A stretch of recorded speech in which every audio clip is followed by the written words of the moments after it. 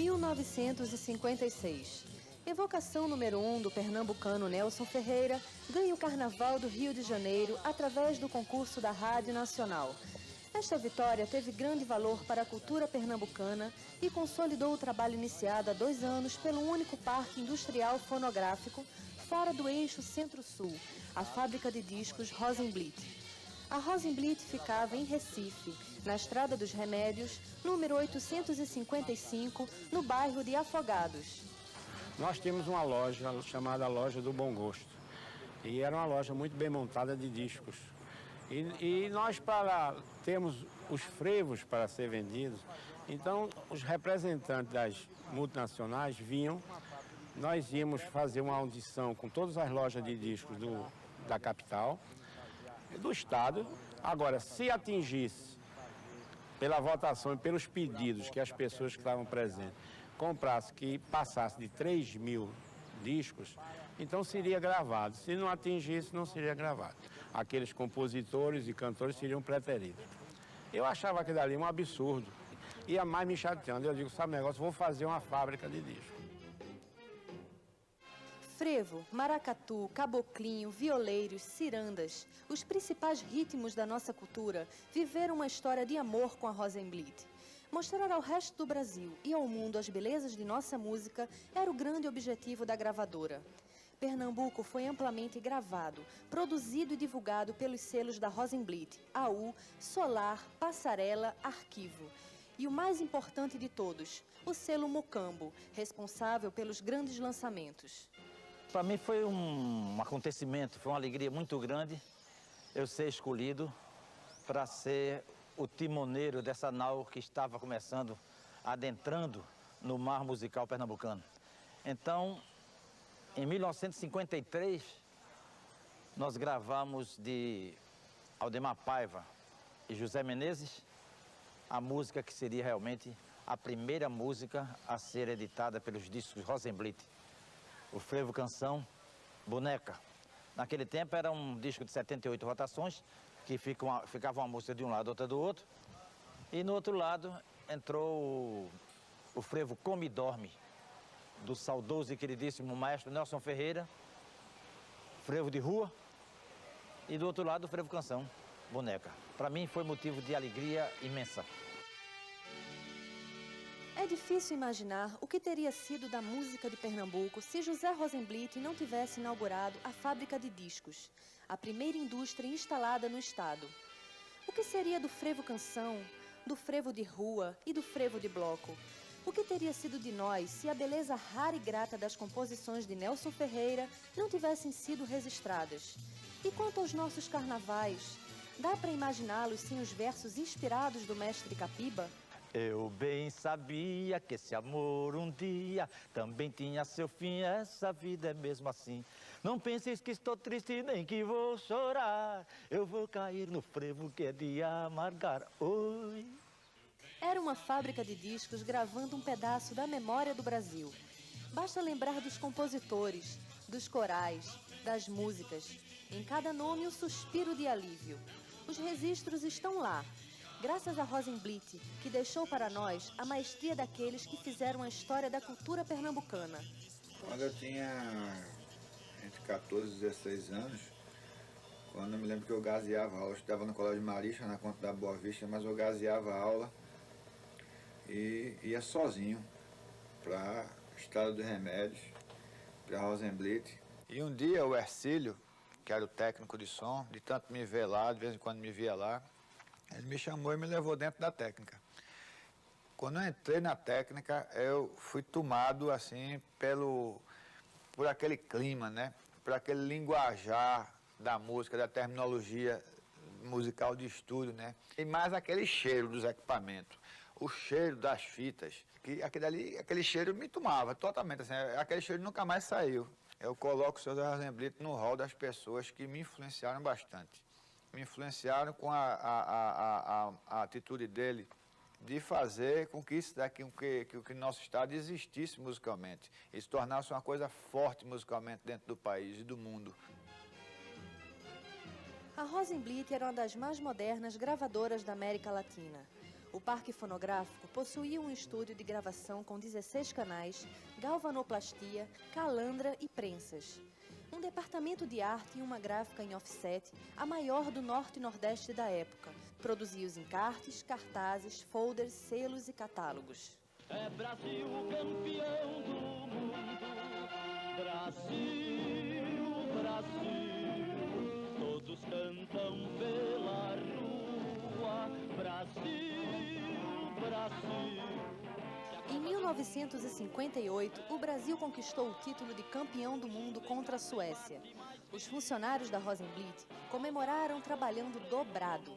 De um dia para o outro, gravaram, prensaram e imprimiram os encartes de um compacto com as faixas Brasil Campeão do Mundo, de Nelson Ferreira, e Rei Pelé, de Aldemar Paiva. No dia seguinte ao da vitória, quando a seleção brasileira passou pelo Recife para festejar o título, cada jogador recebeu um exemplar do disco com sua foto na capa. A esta altura, o sucesso já estava nas rádios e na boca do povo.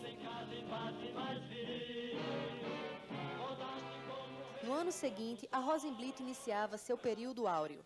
Nesta época, detinha 22% do mercado nacional e 50% do mercado de música regional, empregando 190 pessoas em seu parque industrial.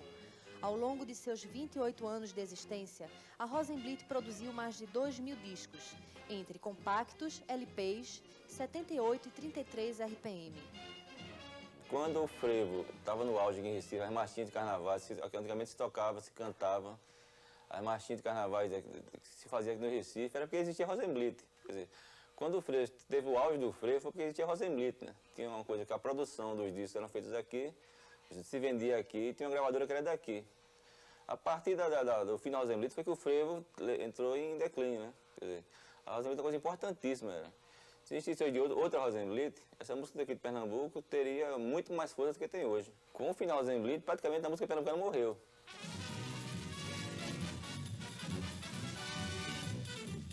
A Rosenblit sempre foi essencialmente pernambucana, gravando todos os ritmos de nossa cultura. Mas foi o frevo sua maior paixão. Durante 28 anos, produziu a cada ano um disco da série Capital do Frevo, em homenagem ao Carnaval do Recife e a série O Tema é Frevo. Em 1960, produziu o Festival do Frevo, juntamente com o Diário de Pernambuco, na Praça do Diário. Os 12 finalistas foram gravados num disco do festival, produzido por Nelson Ferreira. No tempo da Rosenblit, nós tínhamos realmente oportunidades para os cantores, para os autores e para os compositores pernambucanos, não só pernambucanos, compositores nordestinos, compositores, enfim, nacionais, porque é bom a gente lembrar que uma das músicas de maior sucesso do carnaval brasileiro, inclusive ainda hoje cantada e tocada em todos os bailes, que é aquela de Zequete, né? Tanto riso, oh, quanto Máscara Negra. Então foi uma edição de Rosenblit. Eu colaborei com a Rosenblit, eu fiz lá 12 LPs e com isso a Rosenblit para mim foi uma escola. Eu aprendi muito com José Rosenblit. Então a Rosenblit era todo esse mundo, era um mundo do fazer cultural desta terra, não somente de música, mas também de poesia, de literatura. Era o maior centro de formação e discográfico fora do centro-sul do país. Prepare o seu coração. Em 66, a Rosenblit já possuía filiais no Rio de Janeiro, São Paulo e Porto Alegre. Neste mesmo ano, gravou o primeiro Festival da Música Popular Brasileira, produzido pela TV Record em São Paulo.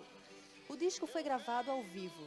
Trazia as 12 finalistas do festival, entre elas Nara Leão cantando a banda e Jair Rodrigues com Disparada de Geraldo Vandré.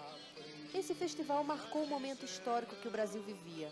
O regime militar, instalado com o golpe militar de 64, mergulhava o país numa fase de grande repressão e censura.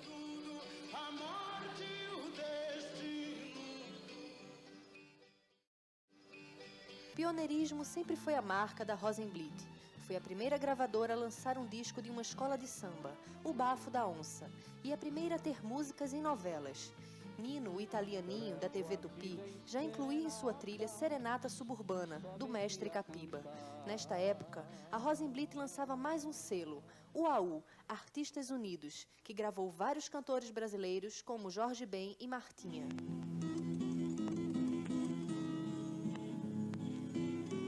Aí vieram as cheias. A primeira cheia veio em 1965.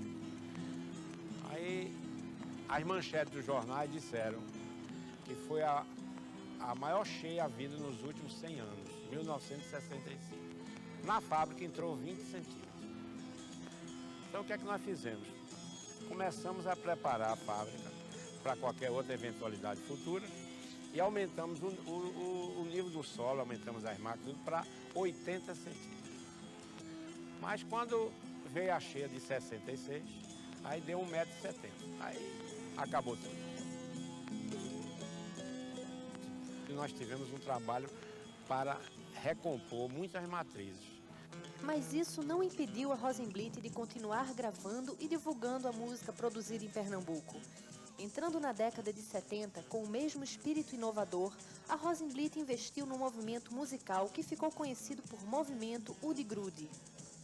A Rosenblit teve uma importância extrema, não só no movimento da década de 70, mas de antes até, porque eles, na década de 60, cobriam todos os festivais nacionais. Eles tinham uma rapidez muito grande de gravação e de produção do disco.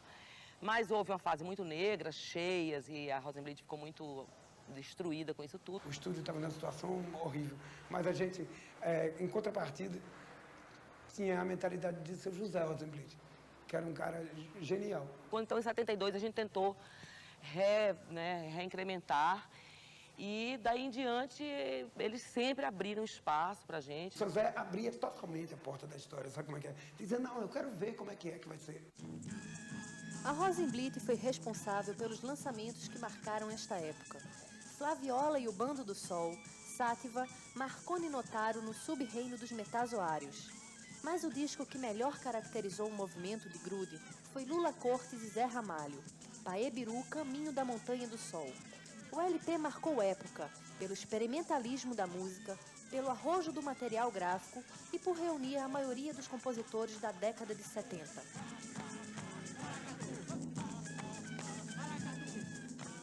O Paebiru nasceu com esse fundamento. Nós vamos contar uma lenda da nossa terra. Encontrei o Lula Cortes aqui, conheci também. Nós fizemos um disco na Rosenblit chamado Paebiru, um álbum duplo. Isso quer dizer que no meio dos anos 70, o trabalho que nasceu aqui em Recife, a gente chamava do Paranambuco, Paraíba e Pernambuco. Isso, com certeza, além de ter surgido muitos trabalhos, incentivou muitas outras pessoas a fazerem trabalhos, músicas e etc. Quando eu vi para a Ariola, em 1981, que era a Ariola alemã, que saiu meu disco Gosto Novo da Vida, no dorso do disco tinha escrito Série Luxo. E eu cheguei um dia para os diretores da companhia, numa reunião descontraída, e falei, porra, vocês acham realmente que isso aqui é uma série luxo? Você veja o que a gente fazia na Rosenblit. E mostrei para Ibiru, entendeu? Era uma coisa absurda junto daquilo, entendeu? E eles se achavam uma série luxo. É incrível.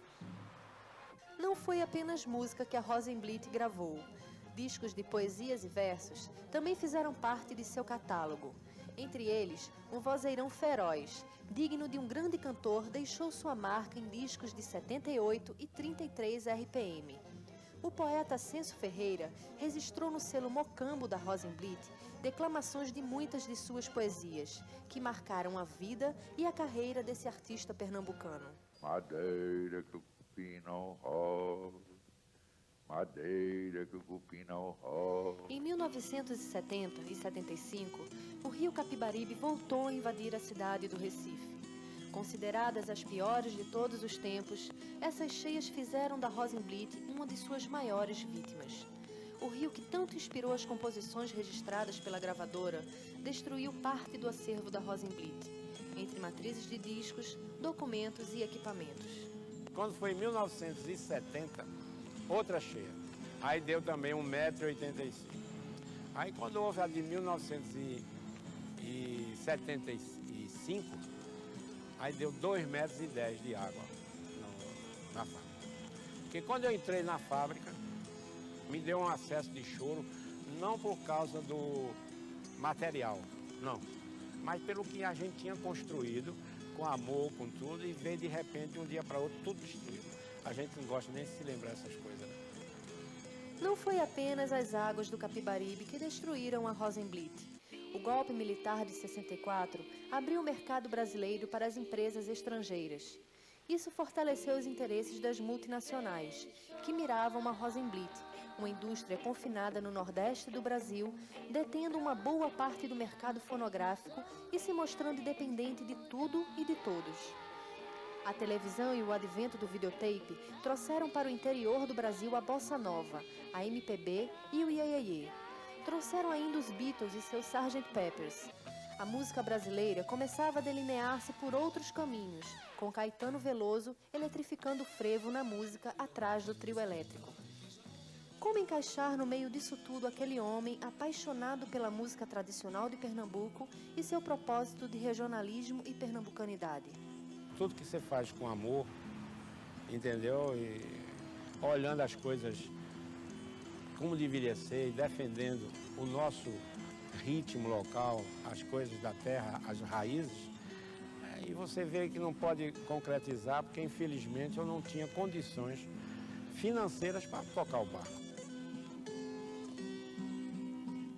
Em 77, o rio Capibaribe desfecha um novo golpe na Rosenblit. Ela resiste bravamente até início da década de 80, relançando antigos e grandes sucessos. Porém, afogada pelas dívidas deixadas pelas águas do Capibaribe, a Rosenblit não morreu. Continua viva em cada obra que produziu, em cada artista que apoiou, em cada frevo que gravou, em cada pedaço de Pernambuco em que acreditou.